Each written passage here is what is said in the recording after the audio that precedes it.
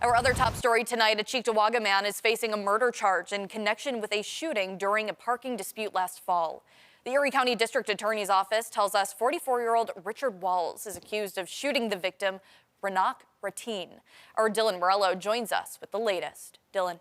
Marley, Erie County District Attorney Mike Kane says the investigation took the better part of 5 months due to authorities needing to speak with countless witnesses and also wanting to make certain that Ratine's murder wasn't a hate crime, adding this was an important case not only for the victim's family but also the Bengali community.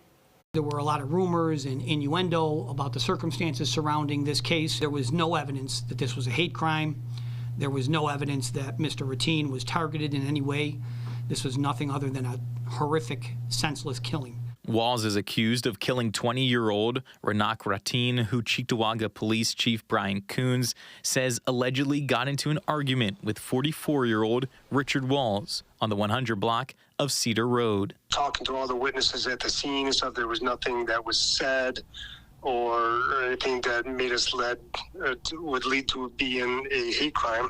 The suspect and the victim didn't know each other prior to that interaction. Police responded to the scene around 5 p.m., finding Ratine with a single handgun bullet wound to the chest, attempting life-saving measures at the scene. Ratine was transported to ECMC, where he was pronounced dead. Walls allegedly called 911 to identify himself as the shooter and waited for police to arrive. There has been evidence of a self-defense claim. That claim was rejected. There was evidence that the defendant initiated this dispute. The victim did not have any weapons. He was unarmed. Chief Coons tells us Walls wasn't behind bars until the indictment was returned. No pushback at all.